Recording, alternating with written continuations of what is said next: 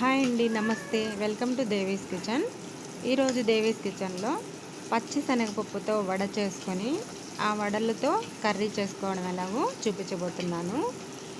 చాలా ఈజీగా త్వరగా అయిపోతుందండి ఈ కర్రీ కోసం నేను 6 వడలు తీసుకున్నాను.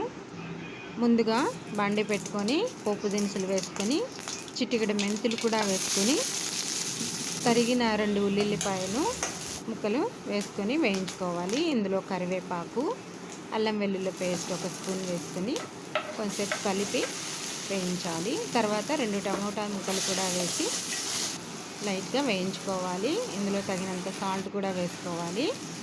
2 పచ్చిమిర్చి ముక్కలు కూడా వేసుకొని 1/2 స్పూన్ పసుపు, 1 స్పూన్ కారం వేసుకొని వేయించుకోవాలి. ఇందులో చిన్న నిమ్మకాయ సైజ్ అంత చింతపండు నానబెట్టుకొని పులుసుగా వేసుకున్నాను. తర్వాత కలిపేసి బాగా ఉడికించుకోవాలి. ఇలా చిక్కగా దగ్గర పడిన తర్వాత మనము సర్వ్ చేసుకోవచ్చు. చూడండి ఎంత బాగా వచ్చిందో కర్రీ. మీకు ఈ వీడియో నచ్చినట్లయితే లైక్ చేయండి, షేర్ చేయండి, సబ్స్క్రైబ్ చేసుకోండి ప్లీజ్.